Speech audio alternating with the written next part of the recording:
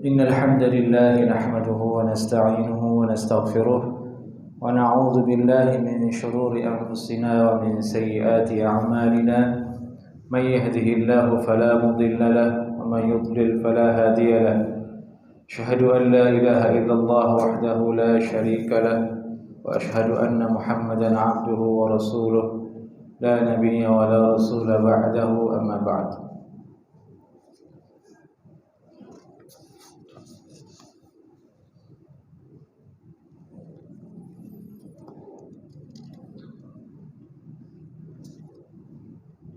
Malam ini insyaallah ta'ala kita akan melanjutkan kajian kita ke bab berikutnya, dan sejatinya ini sudah dibahas pada pertemuan yang lalu tapi kita ulangi sedikit.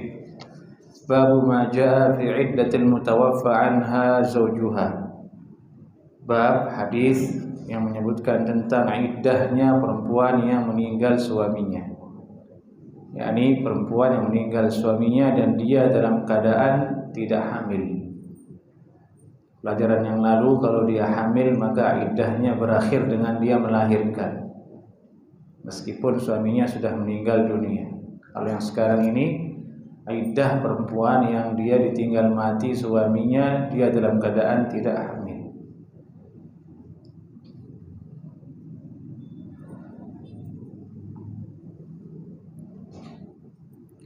قال حدثنا الأنصاري قال حدثنا معن بن عيسى قال أنبأنا مالك بن أنس عن عبد الله بن أبي بكر بن محمد بن عمرو بن حزم عن حميد بن نافع عن زينب بنت أبي سلامة أنها أخبرته بهذه الأحاديث الثلاثة.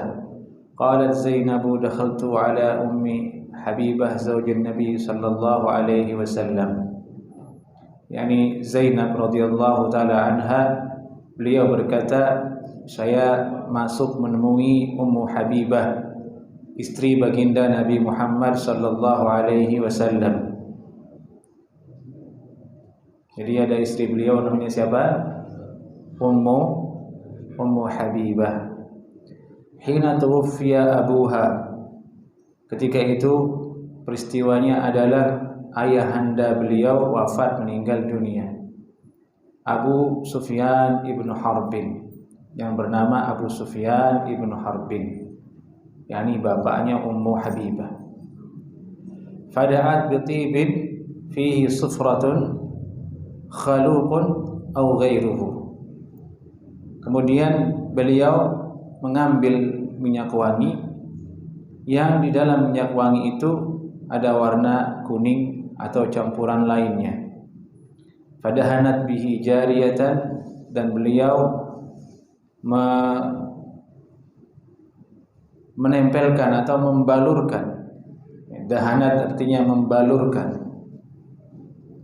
minyak wangi tersebut kepada seorang anak perempuan. Thumma massat bi'aridaiha, dan beliau pun ikut menyentuh atau memakai minyak wangi tersebut. Thumma qalat, dan beliau berkata, wallahi mali bitib min hajah. Demi Allah, sebenarnya saya tidak butuh dengan minyak wangi untuk saat ini. Ini karena beliau masih bersedih, masih berduka karena ayahandanya meninggal dunia. Ghairu anni sami'tu Rasulullah sallallahu alaihi wasallam yaqul, hanya saja saya pernah mendengar Rasulullah sallallahu alaihi wasallam bersabda, la yahillu limra'atin tu'minu billahi wal yawmil akhir. Tidak halal bagi seorang perempuan beriman kepada Allah dan hari akhirat, an tuhidda ala mayyitin, dia meninggalkan berhias atas matinya seorang manusia lebih dari 3 hari. Jadi kasusnya ini ayahanda beliau sudah meninggal lebih dari 3 hari ketika ditemui oleh Zainab radhiyallahu taala anha. Beliau semestinya tidak butuh untuk minyak wangi karena masih bersedih hatinya. Tapi beliau lakukan itu, beliau ambil minyak wangi dia balurkan ke seorang anak perempuan dan dia balurkan ke dirinya sendiri juga untuk menghindari larangan Nabi Shallallahu Alaihi Wasallam. Tidak boleh lebih dari 3 hari seorang perempuan meninggalkan berhias. Kalau yang meninggal dunia itu adalah bapaknya atau anaknya.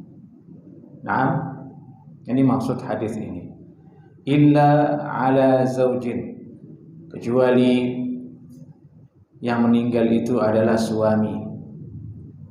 Arba'ata ashhurin wa ashra, maka dia mesti meninggalkan berhias sebanyak 4 bulan 10 hari. Selama 4 bulan 10 hari dia tidak boleh menyentuh minyak wangi, tidak boleh dia berdandan, dia tinggalkan semua itu. Itu namanya ahkamul hidad. Hukum-hukum hidad bagi seorang perempuan yang meninggal dunia oleh suaminya atau oleh keluarganya. Baik. Adapun syahid hadis ini dengan judul bab sudah jelas. Iddah perempuan ditinggal mati itu berapa? 4 bulan 10 hari. Dan ini tercantum juga dalam Al-Qur'an, arba'ata ashhurin wa ashra. 4 bulan 10 hari. Baik. Hadis ini juga disebutkan oleh Abu Isa At-Tirmidzi radhiyallahu taala anhu, qalat Zainab fadakhaltu ala Zainab binti Jahsh hina tuwfiya akhuha fada'at bi tibin famassat minhu thumma qala, saya menemui Zainab binti Jahsh ketika meninggal akhuha. Ini riwayatnya bukan bapaknya tapi saudaranya, akhuha. Saudara bukan suami. Fada'at bi tibin famassat minhu, beliau mengambil minyak wangi dan memakainya. Thumma qala wallahi ma li fit tibi min hajah, demi Allah saya ini tidak butuh minyak wangi sebenarnya. Ghaira anni sami'tu Rasulullah sallallahu alaihi wasallam. Berselawat jemaah, jangan pelit berselawat. Sami'tu Rasulullah sallallahu alaihi wasallam yaqul la yahillu limra'atin tu'minu billahi wal yawmil akhir, tidak halal bagi seorang perempuan beriman kepada Allah dan hari akhirat, an tuhidda ala mayyitin, meninggalkan dirinya berhias atas matinya seorang lebih dari 3 malam. Riwayat sebelumnya 3 hari. Digabung saja dari 3 hari 3 malam maksudnya. Illa ala zaujin, kecuali yang meninggal itu suaminya, maka batasannya berubah menjadi arba'ata ashhurin wa ashra, 4 bulan 10 hari.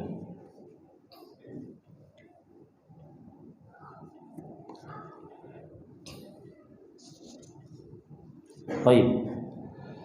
Kemudian ada riwayat yang ketiga yang juga disebutkan di sini oleh Abu Isa At-Tirmidzi, qalat Zainab wa sami'tu ummi Salamah taqulu ja'at imra'atun ila Rasulillah sallallahu alaihi wasallam faqalat ya Rasulullah inna ibnati tuwfiya anha zawjuha qad ishtakat 'ainaiha afanaqhuluha.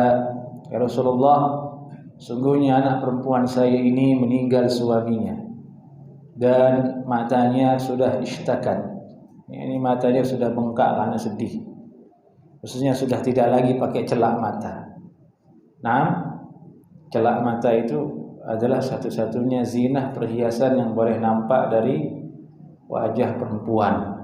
Nah, dia bercelak dibiarkan, dibolehkan. Afanaqhuluha, apakah boleh dia memakai celak? Ini dalam keadaan suaminya meninggal dunia. Ditanya oleh Nabi SAW oleh ibunya si perempuan yang tadi meninggal suaminya ini, boleh tidak ada bercelak ya Rasulullah SAW? Faqala Rasulullah SAW, la, jangan. Marratain atau 3 marrat. Hal ini Nabi bersabda 2 kali atau 3 kali. Ini syakkun minar rawi hadisnya berkata demikian, 2 kali atau 3 kali. Nabi SAW menjawab dengan yang sama, tidak. Kullu dzalika yaqulu la. Dalam 3 pertanyaan itu berturut-turut Nabi menjawab jangan. Innama hiya arba'ata ashhurin wa ashra. Sungguhnya batasannya adalah 4 bulan 10 hari. Nanti kalau sudah 4 bulan 10 hari baru boleh bercela. Faqad kanat ihdakunna fil jahiliyah, dulu kalian kaum perempuan di masa jahiliyah, di masa sebelum datangnya syariat Nabi Muhammad sallallahu alaihi wasallam, adat budayanya di sana di Mekah itu, di bangsa Arab itu, tarmi bil ba'rati ala ra'sil haul. Kamu dilemparkan dengan kotoran onta di setiap awal tahun. Maka datanglah kemudian syariat Islam menggantinya. Kata ulama, di antaranya qadi, di antaranya al-qadi, qala al-qadi dinukil oleh Imam Al-Mubarakfuri dalam syarahnya Sunan At-Tirmidzi, beliau menceritakan di situ, dulu perempuan kalau meninggal suaminya iddahnya bukan 10 bulan 10 hari, tapi diasingkan ke sebuah rumah yang sempit, disuruh menyendiri di situ, disuruh tinggal di rumah itu sendirian. Kemudian dia dilumuri badannya dengan kotoran onta. Setiap tahun, awal tahun dilempari dilumuri dengan kotoran onta. Setiap awal tahun. Sampai nanti kalau sudah tiba waktunya, dianggap sudah selesai waktunya, disuruh keluar, dibawain lagi himar, keledai. Disuruh pegang pantat keledai itu, menunjukkan dia sudah selesai iddahnya, baru kemudian dia dibebaskan untuk menikah lagi dengan laki-laki lain. Ini hal yang sangat memilukan. Nah, dan yang saya pernah ketahui masih berlaku di sebagian tempat di India itu. Perempuan kalau haid itu tidak boleh tidur dalam rumah. Dia disuruh tidur di tempat gudang atau apa begitu. Sama juga jahiliyah juga begitu dulu. Kalau perempuan haid itu disuruh tidur di luar. Jahiliyah. Datanglah syariat Islam memuliakan, mengangkat derajatnya perempuan. Nah, diaturlah semuanya. Dari itu di Al-Quran isinya salah satu tentang haid ada. Wa yas'alunaka 'anil mahid. Qul huwa adza fa'tazilun nisa fil mahid. Mereka bertanya kepada engkau wahai Nabi tentang haid. Katakan kepada mereka itu adalah sesuatu yang buruk, adza. Ini kotor. Fa'tazilun nisa fil mahid, jauhi istrimu, maksudnya jangan gauli kalau dia haid. Hanya itu saja. Yang lain makan, minum tetap dimuliakan sebagaimana mestinya. Yang jangan adalah gauli. Penghormatan kepada perempuan sama dengan ini. Dulunya seperti itu. Dan tarma atau turma bil ba'rah ala ra'sil haul. Setiap awal tahun dia dilempari dengan kotoran onta. Dirubah, datanglah syariat Islam, disederhanakan lagi 4 bulan 10 hari. 4 bulan 10 hari. Hanya disuruh jangan berhias. Selama itu jangan berhias. Tidak boleh dia keluar dari rumahnya kecuali ada kebutuhan. Nah, kecuali ada kebutuhan mendasar yang tidak mau dia harus lakukan. Kalau tidak dia disuruh tetap tinggal di rumahnya. Nah,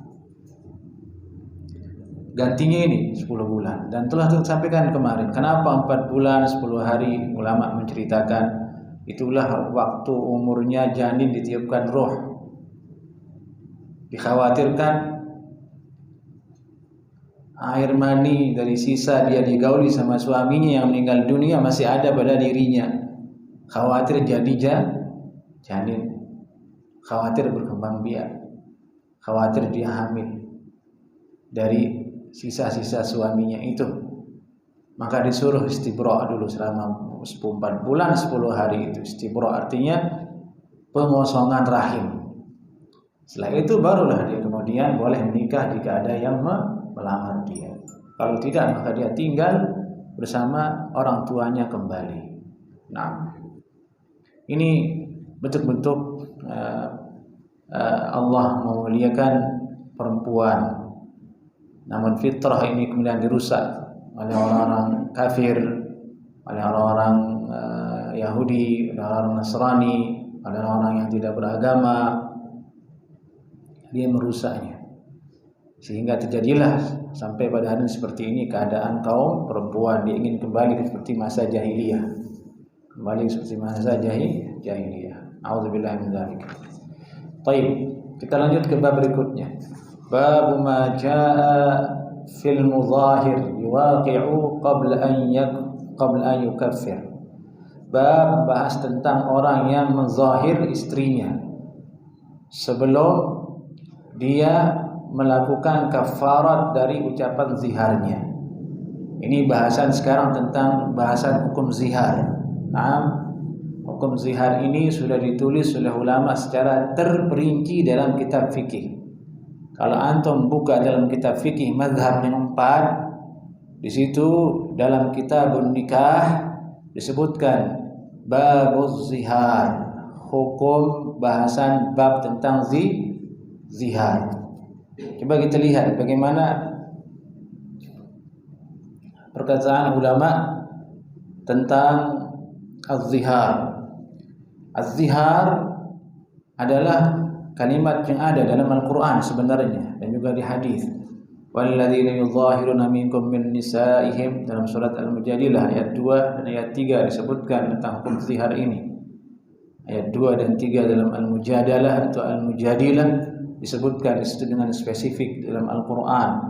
Yuzahirun, dari itulah diambil kalimat zihar. Zihar sendiri asal katanya zahrun, artinya punggung. Nah, punggung. Disebut punggung, tidak yang lain, tidak disebut perut, tidak disebut betis dan yang lainnya, karena punggung itulah yang ditunggangi oleh laki-laki. Ini kinayah bahwasanya perempuan itu adalah tunggangan lelaki. Nah,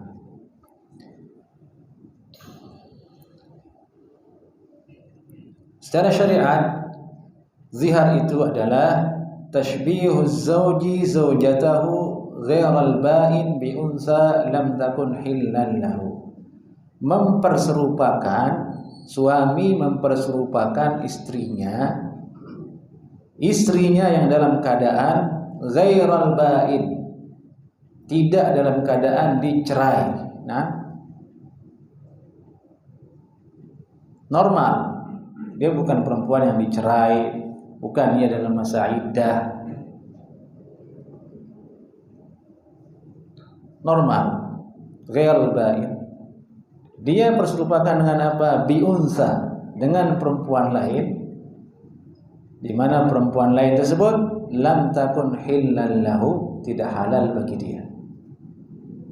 Ini definisi ulama fikih tentang apa itu zihar. Saya ulangi lagi.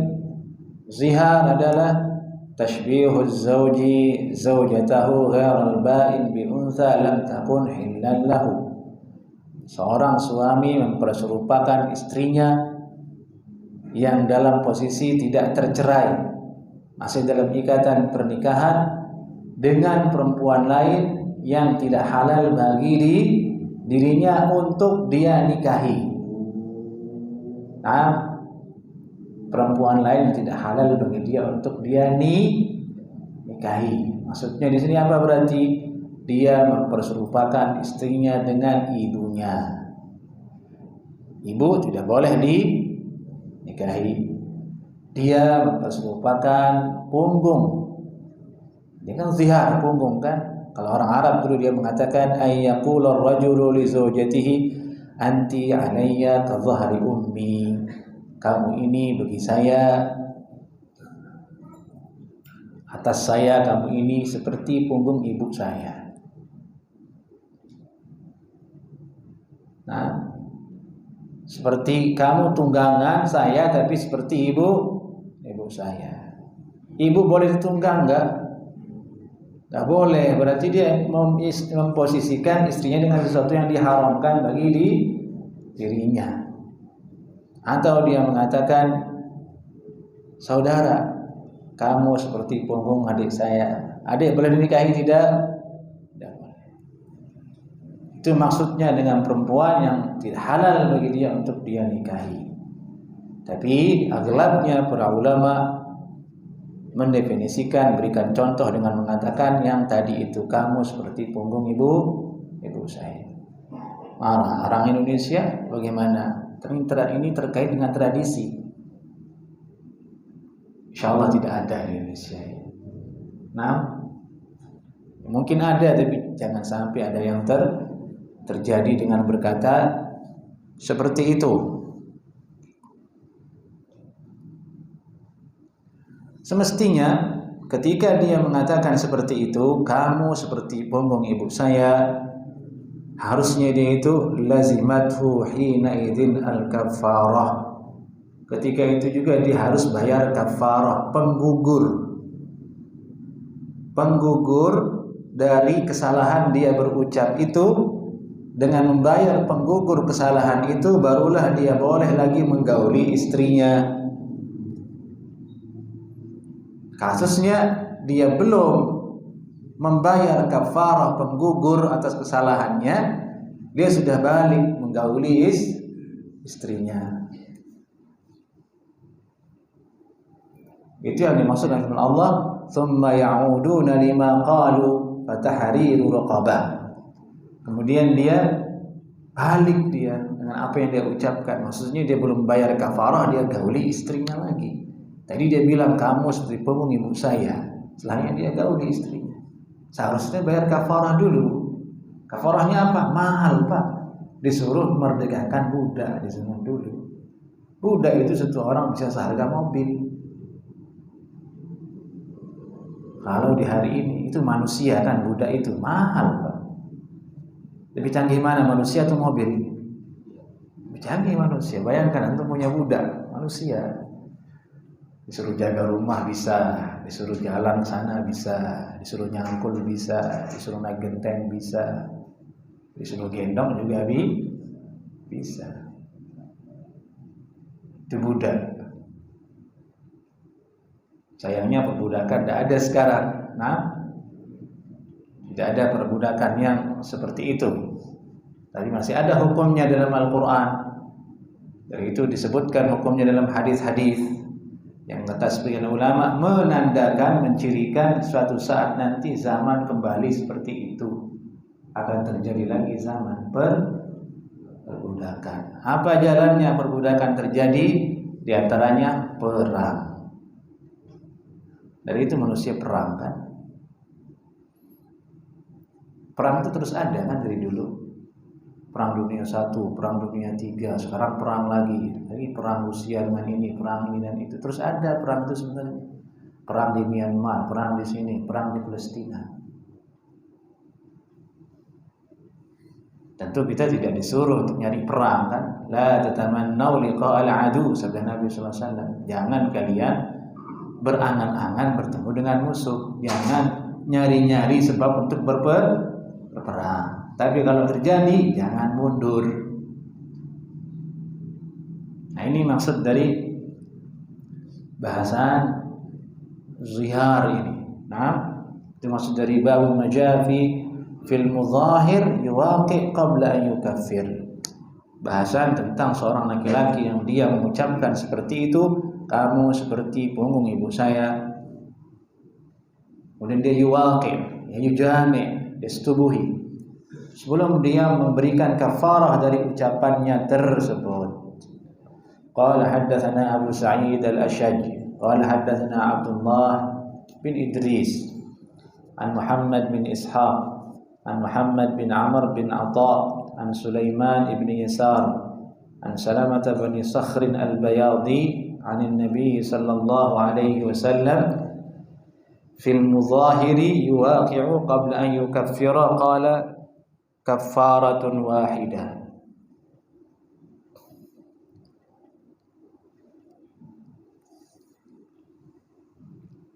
Kita potong saja di sini. Potong periwayatan hadisnya, maksudnya sanadnya. Ini sanadnya berasal dari Salamah bin Sakhr al-Bayadi radhiyallahu taala anhu dari Nabi sallallahu alaihi wasallam tentang masalah laki-laki yang menzihar, kemudian dia menggauli istrinya kembali sebelum memberikan kafarah. Nabi bersabda tentang perihal tersebut, kafaratun wahidah. Kafarahnya cuma satu saja. Wal amalu ala hadza 'inda ahli al-ilmi wa huwa qaul Sufyan wa Malik wa Syafi'i wa Ahmad wa Ishaq. Inilah yang diamalkan di sisi kebanyakan para ulama, dan dia adalah pendapat Imam Sufyan ats-Tsauri, Imam Malik, Imam Syafi'i, Imam Ahmad, Imam Ishaq bin Rahawayh. Sebagiannya lagi berkata, idza waqa'aha qabla an yukaffira fa alaihi kaffaratan. Kalau dia menjima istrinya sebelum dia membayar kafarah, maka wajib dia bayar kafarah 2 kali. Sebagiannya kafarat karena dia berucap, kafarat karena menggauli. Ini menurut sebagian, tapi jumhur mengatakan cukup sekali saja, kafarah wahidah saja. Baik. Apa kafarahnya tadi, jemaah? Nah, apa kafarahnya? Buddha. Nanti dibahas di sini di di hadis berikutnya. Adapun dalam ayat Allah Taala berfirman, walladzina yudhahiruna min nisaihim thumma ya'uduna lima qalu fatahriru raqabatin min qabli an yatamassa. Dan mereka laki-laki yang menzihar istrinya kemudian dia balik dari apa yang dia ucapkan, ini menyetubuhinya. Kan kalau berkata kamu seperti punggung ibuku, berarti tidak mau menyetubuhi. Kan tidak boleh, dia seperti ibu. Dia ralat omongannya karena hawa nafsunya datang, syahwatnya dia gauli. Fatahriru raqabatin, maka wajib dia memerdekakan leher. Raqabah artinya leher artinya maksudnya budak. Min qabli an yatamassa, sebelum dia menggauli istrinya. Harusnya dia bayar. Itu yang ada di ayat, nanti ada di sini lagi bahasanya. Baik, kita lihat hadis berikutnya.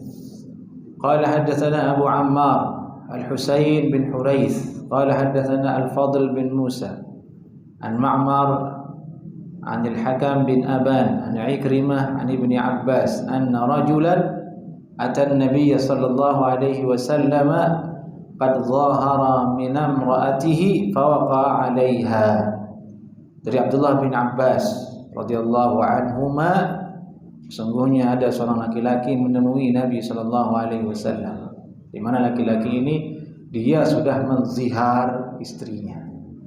Lalu kemudian dia jatuh lagi ke istrinya.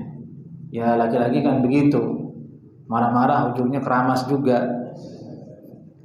Nah, dari itu disuruh jangan marah-marah, sabar. Sebenarnya kalau marah jangan berlebihan. Pergi jauh-jauh saja dulu. Nanti antum pengen gimana? Kan malu. Dan Nabi sudah bersabda seperti itu, jangan pukuli istrimu seperti kamu memukul seorang budak, lalu kamu nanti menyetubuhi dia. Kan tidak masuk ke akal di kita laki-laki hal seperti itu. Hal yang tidak terhormat. Itu perkara yang tercela. Yang batin kita, fitrah kita tidak menyukainya. Tidak menyukainya. Dan itu sekaligus menunjukkan betapa kita disuruh untuk menjaga hak perempuan. Betapa syariat Islam itu sangat mengatur bagaimana seorang laki-laki berakhlak kepada perempuan. Nah, saya yakin banyak laki-laki tidak mengerti perempuan, sehingga dia pukul istrinya, dia marah. Padahal simpel. Perempuan itu yang maunya didengar saja. Tapi laki-laki kurang sabar. Kurang sabar. pedes, telinga itu udah kepanasan gitu. Itu kalau mengatakan tidak ada ujian yang paling berat untuk orang soleh itu selain dari tajamnya lisan istrinya. Lisan istri itu adalah ujian orang-orang yang soleh. Tidak ada yang selamat darinya. Nah, tidak ada yang selamat darinya. Hatta Rasulullah SAW. Ya Rasulullah bersabda kepada Aisyah, "Ya Aisyah, saya tahu kapan kamu marah ke saya, kapan kamu tidak marah. Kalau kamu sedang senang, kamu berkata, Ya Rabbi Muhammad, wahai Tuhannya Nabi Muhammad. Kalau kamu sedang kesal sama saya, kamu panggil, Ya Rabbi Ibrahim, wahai Tuhannya Nabi Ibrahim. Kamu menyebut nama saya, berarti kamu sedang marah itu. Tidak ada yang selamat. Baik. Tapi kalau mencari yang tidak seperti itu, tidak ada. Ya, antum nikah sama tembok, sama bantal kalau begitu. Nah ini kita disuruh sabar. Baik, kita balik ke hadis ini. Dia sudah menzihar istrinya, dia jatuh menjimanya. Faqala Rasulullah, faqala ya Rasulullah, dia bertanya, wahai Rasulullah, inni qad zahartu min zawjati fawaqa'tu 'alaiha qabla an ukaffira. Saya sudah zihar istri saya, lalu saya terjatuh kepada dia, saya jima dia sebelum saya membayar kafarah dari zihar saya. Wa ma hamalaka 'ala dzalik yarhamukallah. Kenapa kamu seperti itu? Semoga Allah merahmatimu. Ini bahasa halus, komunikasi yang luar biasa dari Nabi kita Muhammad sallallahu alaihi wasallam. Kalimat yarhamukallah itu doa. Ma hamalaka 'ala dzalik yarhamukallah. Apa yang membawamu, yang mendorongmu sampai seperti itu? Semoga Allah merahmatimu. Qala ra'aitu khalkhalaha fi dha'il qamar. Yani saya tidak kuat ya Rasulullah. Malam-malam saya lihat betisnya. Khalkhal itu gelang kaki istilahnya. Maksudnya betis gitu. Di bawah sinar bulan. Kelihatan betisnya. Tidak kuat. Berarti laki-laki lemah berarti. Ini marah nanti ya, tadi itu atas biar bisa sabar. Itulah yang maksud dengan fitnah. Laki-laki itu fitnah paling besarnya ya itu perempuan. Namanya fitnah itu tidak bisa sabar untuk kita lalui. Antum bisa puasa itu sebulan itu, tidak makan, tidak minum, Senin Kamis bisa aja. Tapi ini belum tentu. Ini fitrahnya laki-laki yang Allah sudah ciptakan dia seperti itu. Nah, dan hikmahnya luar biasa. Hikmahnya itu yang berketurunan. Dan itu manusia disebut khalifah. Inni ja'ilun fil ardi khalifah. Aku ciptakan manusia di bumi menjadi khalifah. Khalifah maksudnya itu ya khalifu ba'dahu ba'dahu. Saling mengganti, mati satu, lahir lagi dengan berketurunan, berkembang biak terus sampai hari kiamat. Nggak akan punah, itu maksudnya khalifah. Nah, salah satu faktornya itu ialah syahwat tadi itu Allah berikan pada lelaki dan Allah atur jalurnya yaitu menikah, hak-hak yang ada. Nabi bersabda, "Fala taqrabha."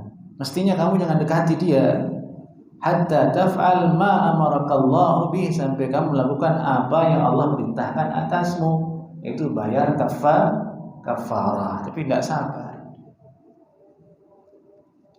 Baik. Qala Abu Isa hadza haditsun hasanun sahihun gharib. Ini hadis yang hasan, gharib dan lagi sahih. Intinya ini hadis hasan dikeluarkan juga oleh Imam Ibnu Majah rahimahullahu taala.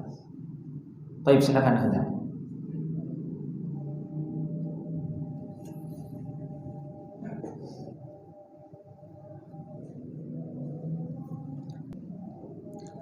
Baik. Sekarang kita lanjut ke bab berikutnya.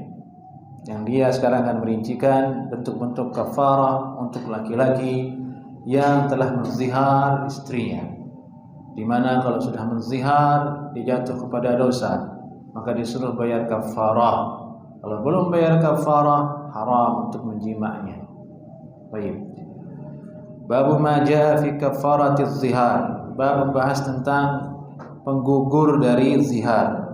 Qala haddatsana Ishaq bin Mansur qala anbana Harun bin Ismail al-Khazzaz qala anbana Ali bin Mubarak qala anbana Yahya ibn Abi Katsir qala anbana Abu Salamah wa Muhammad bin Abdurrahman ibn Thawban anna Salman bin Sakhr al-Ansari ahad bani Bayadah ja'ala imra'atahu alayhi ka dhahri ummi. Baik. Kita bersingkat sanad hadis ini bahwa sungguhnya ada seorang bernama Salman bin Sakhr al-Ansari yang salah satu dari Bani Bayadah, rakyat dari suku Bani Bayadah. Salman bin Sakhr ja'ala imra'atahu alaihi ka dhahri ummi. Dia menzihar istrinya hatta yamdiya Ramadan, sampai berlalulah Ramadan. Anti alayya ka dhahri ummi, kamu seperti punggung ibu saya. Artinya dia tidak akan menggaulinya lagi itu dengan ucapan itu, karena dia mengatakan kamu seperti punggung ibu saya. Dia perserupakan istrinya dengan ibunya. Bagi telinganya perempuan berarti kamu nggak mau dekati saya, nggak mau bermesraan dengan saya, karena kamu bilang saya ini seperti ibumu. Hatta yamdi Ramadan, masuklah bulan Ramadan. Ya seperti ini miripnya. Terlagi Ramadan. Falamma madha nisfun min Ramadana, manakala Ramadan berjalan sampai ke pertengahannya, waqa'a 'alaiha lailan, tiba-tiba malam harinya dia datangi dan dia jima istrinya. Tidak kuat juga dia. 15 hari itu batasnya paling kuat. Dan itu bahaya laki-laki yang sudah menikah jauh dari istrinya, pergi kerja keluar kota, keluar daerah, keluar negeri tanpa ada istri. Bahaya. Nah, kecuali dia menikah lagi di sana diam-diam. Dan itulah yang halal. Dan yang halal ini dipersempit oleh masyarakat. Dia pergi jauh, dia di Jepang misalnya, dia di Malaysia. Gimana toh? Ini digambarkan ini. Ramadan belum selesai, baru pertengahan. Jadi di awal dia menzihar istrinya, malam-malam tiba-tiba dia datang. Atau hadis yang tadi sebelumnya, ditanya oleh Nabi, kenapa kalau begitu? Ya rahmatullah, saya lihat kakinya Rasul enggak kuat.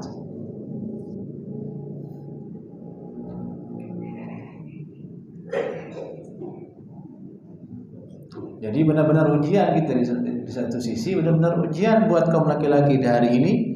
Banyaknya perempuan yang menampakkan auratnya di luar sana, tidak berjilbab dengan syar'i, lalu lalang depan kita, ramah juga.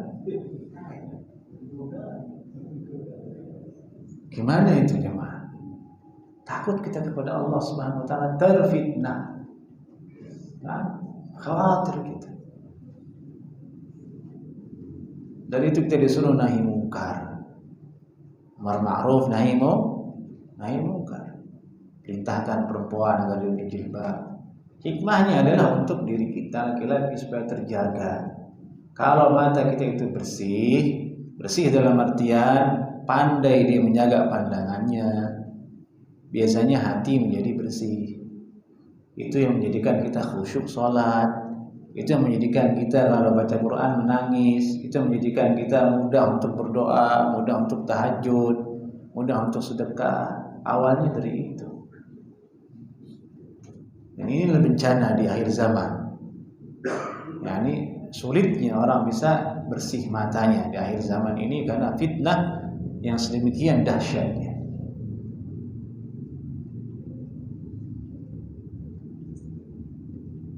Jadi itu banyak masyayikh di Saudi itu, ulama-ulama ke Indonesia hanya sekali, setelahnya tidak berani lagi.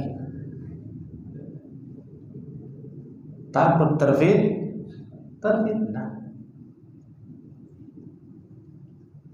Karena orang Indonesia ramah-ramah, orang Indonesia, perempuannya juga ramah-ramah. Antum lewat, Mas, mau kemana? Astagfirullah. Padahal itu bukan apa-apa, itu emang ramah tamah orang-orang Indonesia seperti itu. Yang itu tidak akan temukan di Arab. Itu ada perempuannya apa, Mas mau kemana, tidak ada itu. Tapi itu budaya yang tidak bisa dirubah. Itu bagian dari akhlak. Nah sebenarnya sih tidak salah kalau hanya sekedar menyapa. Hanya Allah tidak terbiasa, bahaya. Ya Allah, saya disapa tadi itu. Dia nggak tahu itu ada, itu ada. Supaya antum ditahu itu bukan maling gitu. Kalau lewat dari rumah orang, kayaknya dilapor orang masyarakat. Jadi ada yang lewat tuh, kita sapa, dia nggak ini, khawatir itu mencuri kali ya. Laporin ke Pak RT. Nah, harus kita ramah, Mas mau kemana? Maksudnya itu antum ditandain tuh sama masyarakat. Oh dia orang baik. Oh ya numpang lewat, permisi saya mau kesini Bu. Oh aman, dia orang baik. Baik, ini kita kembali ke sini. Fa'ata Rasulullah SAW fadzakara dzalika lah, faqala Rasulullah SAW, dia temui Nabi, dia menyebutkan ceritanya, a'tiq raqabah. Kafarahnya hanya sekali saja, tidak perlu dua kali. Ini yang rajih tadi kan. Kafarah wahidah. Tidak perlu lagi dia kafarah karena dia menyetubuhi istrinya. Cukup satu kali saja kafarahnya. Meskipun dia melanggar, mestinya kafarah dulu baru dia menjima. Yani a'tiq raqabah, bebaskan leher. Yani budak yang bebaskan budak, merdekakan budak. Salman bin Sakhar berkata, la ajiduha, saya tidak punya budak ya Rasulullah. Som syahrain mutatabi'ain, puasa 2 bulan berturut-turut. Qala la astati', saya tidak mampu. Ini hadisnya bukan hadis menggauli siang hari ya, bukan, ini beda. Ini terjadinya dia menggaulinya malam hari, tapi penyebabnya itu adalah zihar. Disuruh puasa 2 bulan berturut-turut, tidak mampu. At'im 60 miskinan, beri makan 60 orang miskin, tidak mampu. Faqala Rasulullah SAW, Nabi bersabda kepada Farwah bin Amr, a'tihi dzalikal araq. Yani wahai Farwah bin Amr, berikan dia laki-laki ini kurma itu. Yang isinya adalah 15 sa' atau 16 sa' kurma. It'im 60 miskinan. Ini buat kamu kurma, beri makan 60 orang miskin. Dibantu sama Nabi SAW. Ternyata dia miskin. Dia dibantu sama Nabi SAW. Dari cerita ini banyak sekali faedahnya. Di antaranya yang paling inti adalah masalah kafarah zihar tadi itu. Kafarahnya adalah memerdekakan budak. Disebutkan di fuqaha, budaknya harus seorang budak perempuan mukminatin salimah. Ada maksudnya budaknya harus yang dia beriman, bukan budak yang kafir. Mukminah, budaknya yang harus beriman. Salimah minal uyub, budaknya tidak boleh ada cacatnya. Al-mudirrah bil amal wal kasb, bukan budak yang tidak bisa bekerja. Ini spesifikasi budak yang mesti dia merdekakan.